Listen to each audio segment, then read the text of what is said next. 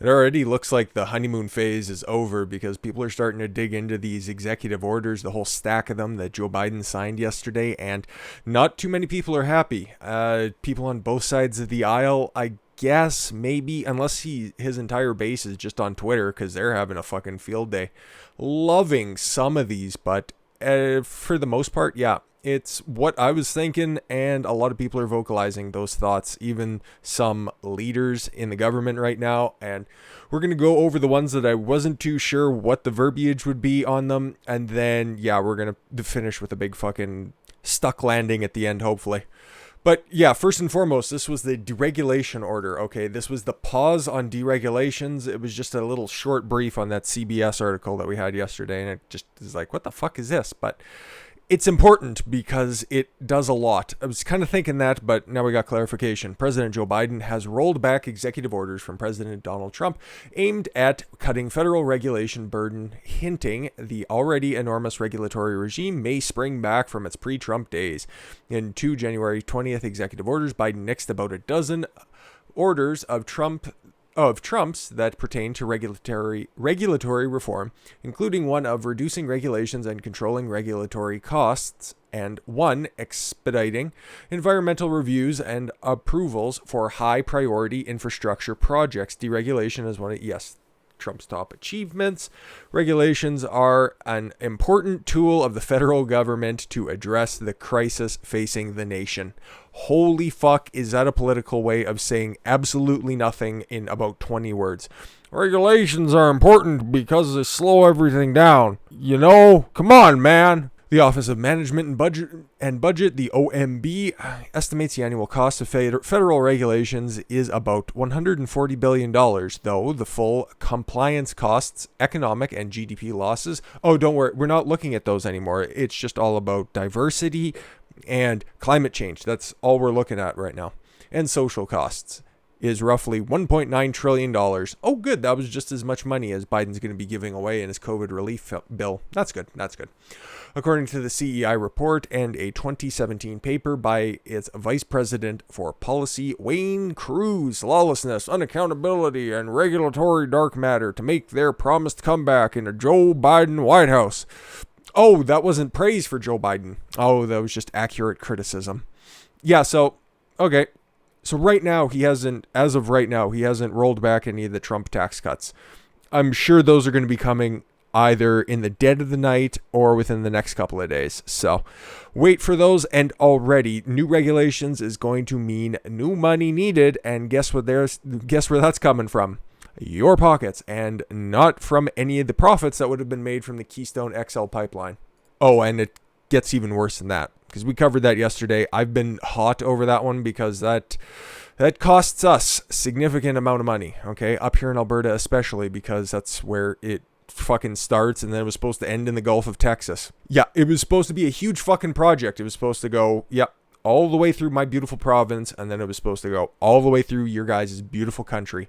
And it's done because climate change. Biden Department of Interior has paused oil and gas leasing and permitting on federal lands for 60 days. And in order to do anything, okay, you literally have to go through federal lands at some point.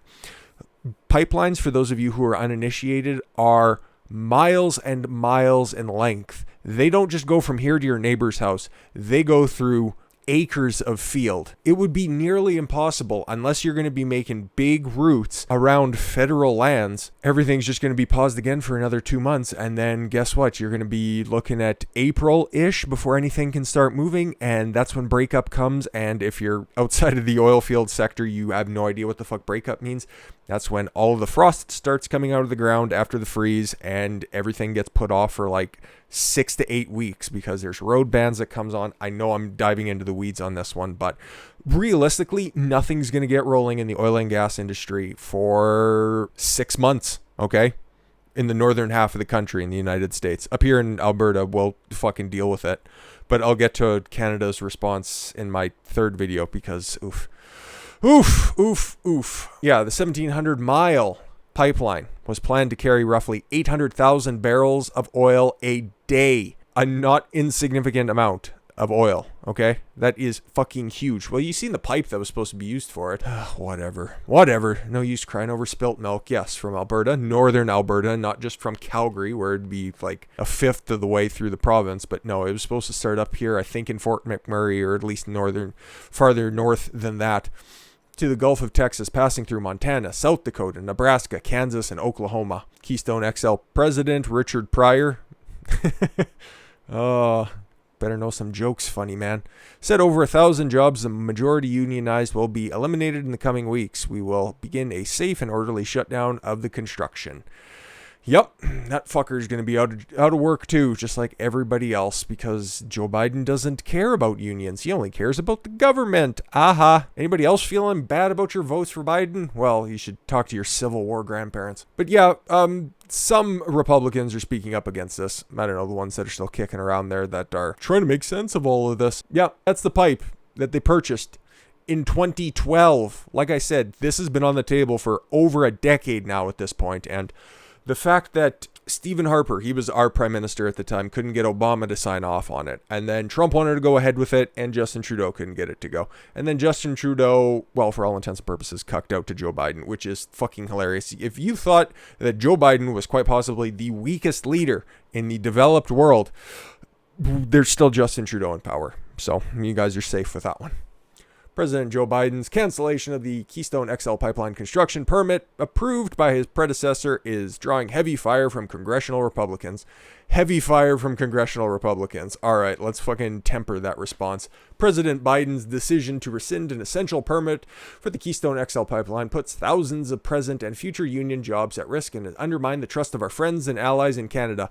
Which is hilarious because he used to accuse President Trump, especially during the debates. Sorry, I reference the debates quite a bit. I just like to go back and watch them and just parse out all the lies, mostly on both sides. But this one, especially when Biden would accuse, oh, you're teaming up with these thugs like Putin and the guy from Korea because I'm so old and I can't remember which Un is in power. And you just thumb your nose at all of our allies. What did you do your first fucking day in office? Your first day in office. What did you expect? He's a career politician. Who have invested billions of dollars into the completion of this vital pipeline. Yes, that is an understatement. Billions and billions of dollars. House Minority Whip Steve Scalise is Bernie Bro shooting survivor. Said in a joint statement from Representative Mark Wayne Mullen, I believe he co-signed or co-sponsored one of the bills that Tulsi Gabbard put forward that we highlighted before, but I can't remember. And Jeff Duncan. Just the president looks so much like Walter. It's very funny.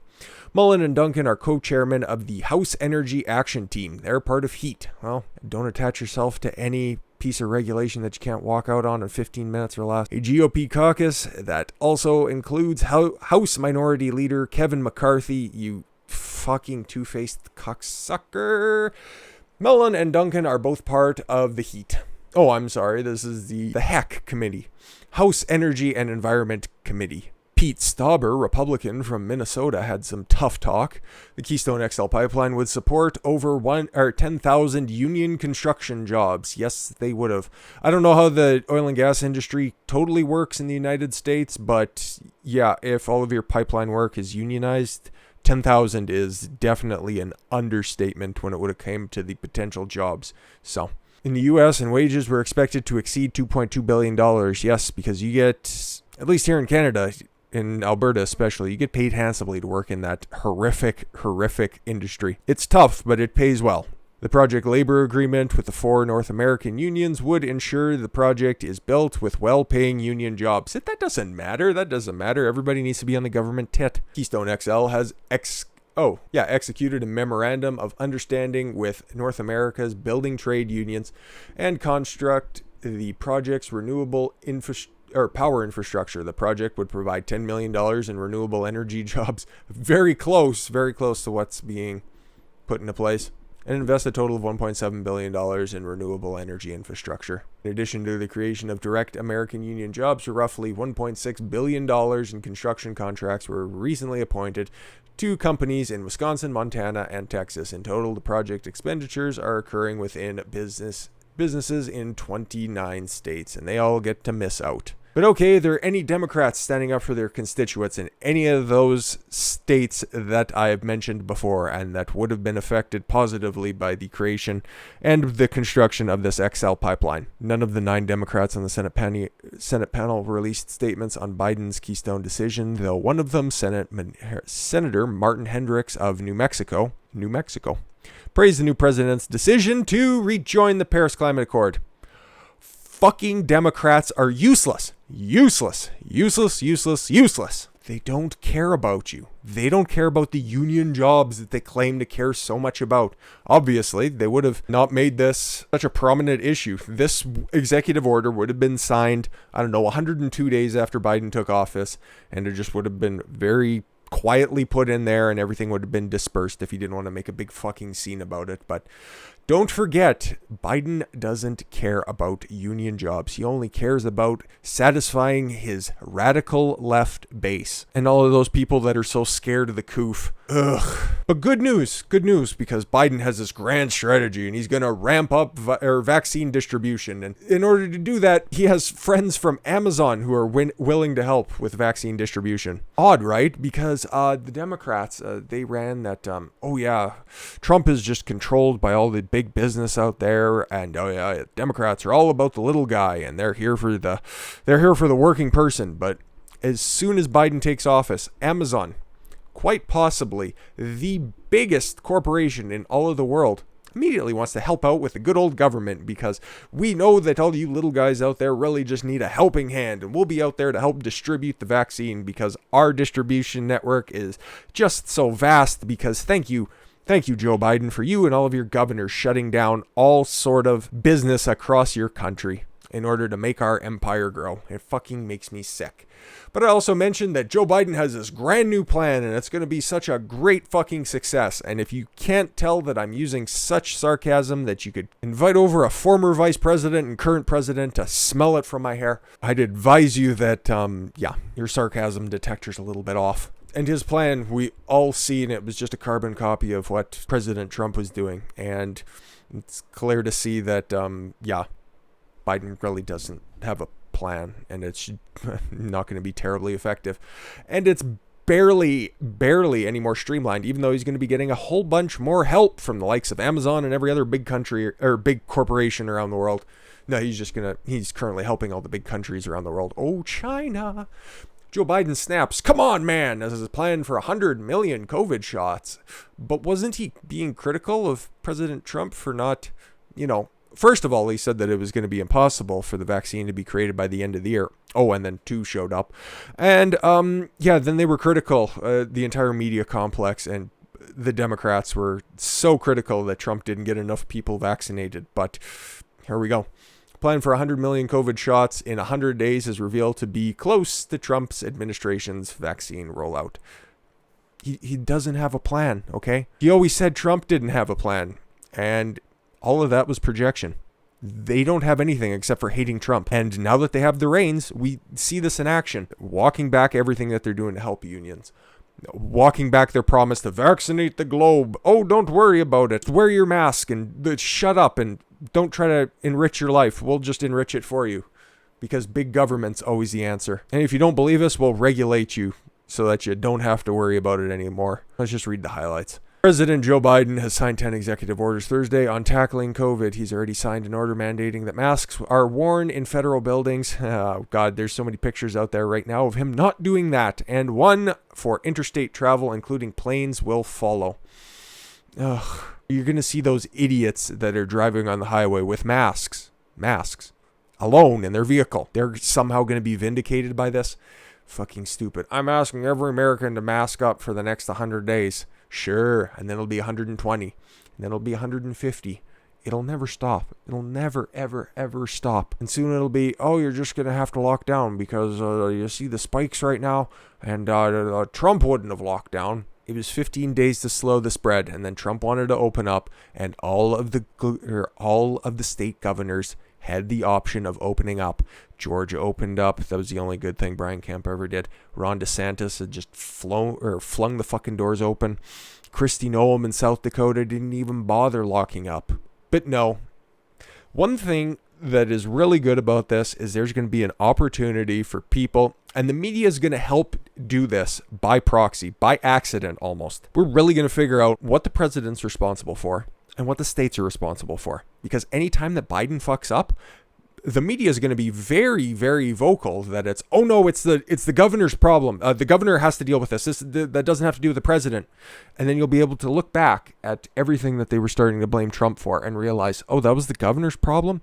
Oh, that was a mayor's problem. Trump actually doesn't have any authority to take care of that. Yeah, that's exactly what's going to happen. And I'm glad, because that is something that is very important. Knowledge is always the answer. And they're going to do that for us in spite of themselves. And because they're just the agitprop wing of the Democratic Party at this point. But that was a nice and necessary little tangent. If I may be so bold, I don't like to toot my own horn, but I think that'll help you guys out going forward as well. The administration plans to open 100 vaccination centers, 2 every state? Plus push vaccines into pharmacies. Yeah, just do that instead. How about that? It is targeting 100 million shots in 100 days. That shouldn't be hard. But distribution under Trump's Operation Warp Speed has been beset by problems. More than 35.9 million doses have been manufactured, but about half, 16.5 million, have been distributed. Okay. Defense Production Act will be used to manufacture N95 masks. Oh, great. So which companies are they taking over to manufacture those masks? Personal protective equipment, vaccine ingredients, and equipment used to administer them. Yes, the first step in collectivizing the private production in order to suit the government's needs.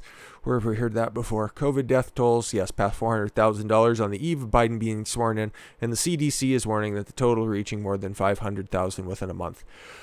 Yeah, nothing like fear-mongering. Weren't, 300 million people supposed to be dead by this fucking thing by now? Yeah, maybe half of that by the end of February. Maybe. I just want to see what companies are going to be taking over. So it doesn't say it explicitly in this article, and it's unlikely to find any more information about it, but the Defense Production Act requires the appropriate manufacturing facilities who are capable of creating vaccine materials, ingredients for needles, and protective equipment. Anybody who has the capability has to start producing those materials. That was different than when, like, Mike Lindell with My Pillow, we started making masks for my antibacterial and hypoallergenic pillowcases, and we started making them. We cranked out over 100,000 masks within a couple of months. We'll have to get to what the fuck he's going through lately, because tip of the iceberg. It's like a Minnesotan Alex Jones right now. But he did that before the Defense Production Act went into place. I'm not going to gloss over the fact that Trump invoked the Defense Production Act and made GM started to produce the ventilators, but it didn't keep it going. So that was when we thought, this is how long this fucking thing has been going on. You guys know as well. The ventilators were going to be so necessary, and everybody, oh my God, everybody who's going to get COVID is eventually going to need a ventilator. And then it came out that if you go on ventilation, it's more likely to do more damage than actually help. So, but I don't know, maybe the science has changed by now because it keeps changing all the time. And thank God the United States is going to be staying in the World Health Organization, because then they can tell everybody what to do and you won't have to think for yourself. Boy, it'll be wonderful. What a bold and brave new world. And speaking of which, this is the final executive order we're going to be touching on, but not too closely because I like girls. Executive order on preventing and combating discrimination on the basis of gender identity or sexual orientation. Yep. This was definitely one of the bills that Tulsi Gabbard was pushing on the way out of Congress, trying to keep men from competing in the same games as women. Because I don't think anybody could competently think that men and women playing side by side in any physical sport or realistically any athletic endeavor would, at the highest levels or even at the competitive levels, have a reasonable shot against one another. Okay? I don't think it's sexist to point out that women are slower, weaker, physically, not mentally, and all around just not a superior athlete to a male. And if a man, even an average man who is capable at the chosen vocation, could walk in there and smash women, we've seen it. It's disgusting. I don't like to see it. But no, that's just going to be the norm now because of reasons. Because Joe Biden is legislating from his audience on Twitter. Those are the only people who are just roundly thinking that this is a great fucking idea. But yeah, here we go. Every person should be treated with respect and dignity and should be able to live without fear no matter who they are or who they love. That has nothing to do with it, Joe. You fucking politician. Unbelievable. Unbelievable. How about respect and dignity to the people who want to play those sports? They want to do those activities on a fair and even playing field. How about having respect and dignity for them? You don't care, though. And nobody's telling you who you can and can't love yet. I'm sure that's an executive order that's probably hidden away in the fucking Clinton closet. I'm not reading the rest of that. You guys can. I'll leave it up on the screen if you want to throw up a little in your mouth. So he's evoking Title VII, the prohibition of discrimination discrimination because of sex covers discrimination on the basis of gender identity and sexual orientation. It's great how you can just parse those apart now. It's just not trust the science unless it's science you don't like. Under Bostock's reasoning, laws that prohibit sex discrimination, including Title IX of the Education Amendments of 1972 as amended, the Fair Housing Act as amended, and Section 412 of the Immigration and Nationality Act as amended, along with their respective implementation regulations, prohibit discrimination on the basis of gender identity or sexual orientation, so long as the laws do not contain sufficient indications to the contrary. So what are you trying to do here, Joe?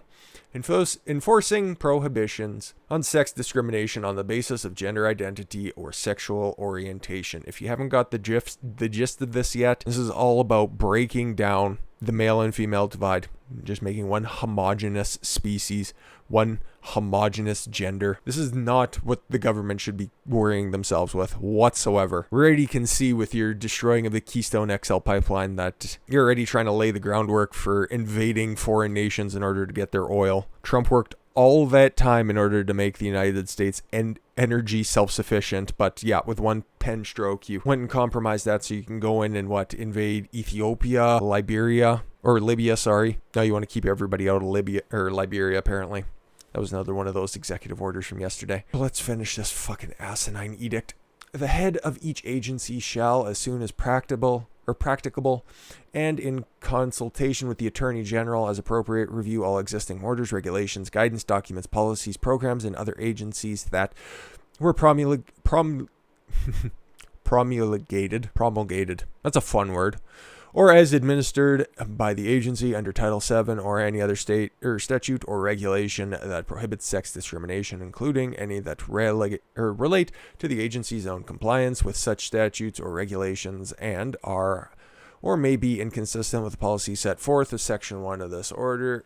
Head of each agency shall, as soon as possible and as appropriate and consistent with the applicable laws, including the Administrative Procedure Act, consider whether to revise, suspend, or rescind such agency actions or promulgate new agency actions as necessary to fully implement statutes that prohibit sex discrimination as policy set forth in Section 1 of this order. Fuck off. I hate this all. Or regulations where it doesn't need to be, and it swings open the doors to destroying sports. That's all it is. This is what it will eventually accomplish. No, it doesn't immediately destroy it, but yes, this is just the first gentle push down the slippy slide. But let's take a look at the AIDS that is Twitter, because this is who it's supposed to appeal to, right? And these are the people who love this, okay? Yeah, Biden erased women. Somebody, I don't know. Some trans thing. If your feminism excludes trans women and women of color, your feminism is bullshit. Because reasons. Biden erased women. Is this scary for... See, they love this stuff, and they're fucking degenerates. They're just degenerates. But here's the final official-ish statement on it. Hours after taking the oath of office, President Joe Biden signed an executive order on Wednesday giving sweeping rights to men and women who want to live as the opposite biological sex, including allowing these transgender individuals to compete in sports. On day one, Biden unilaterally eviscerates women's sports. Author Abigail Shearer posted on Twitter, any educational institution that receives federal funding must admit biologically male athletes and women's teams, women's scholarship, etc. Utah. A new glass ceiling was just placed over girls, the tweet said. Yes, they can never hope to competently compete with male athletes. And that's unfair. That's unfair. That's whatever. Every person should be treated with respect and dignity. Yes, we already threw up a little bit to that one. Children should be able to learn without worrying about whether they will be denied access to a restroom, the locker room, or school sports. Shut up. Here's the end of the post from the Human Rights Campaign, which, yeah, it'll tell you all you need to know about them. President Biden just issued an executive order protecting Americans against discrimination on the basis of sexual orientation and gender identity, a turning point in our fight for equality under the law. You don't want equality, you want supremacy for the 0.01% of the population. Listen, most trans people just want to be referred to whatever they're transitioning into. The rest of these mentally ill individuals that want to be addressed as a fucking fairy or be addressed by made-up words are just that, mentally unstable, and you shouldn't be subjecting the rest of the country, the rest of, well, eventually Western society to this mental illness because they've never been told no in their life and they're still trying to play dress up at the age of 24. Back to your underwater basket weaving, you fucking lunatics. But we got to talk about what's happening with the impeachment here in the next video because some very stupid decisions are being made right now and I need to point those out. So I thank you all very much for the gift of your time. I've been Don Consuelo. I want you to follow your gut and get after it. Take care, everyone.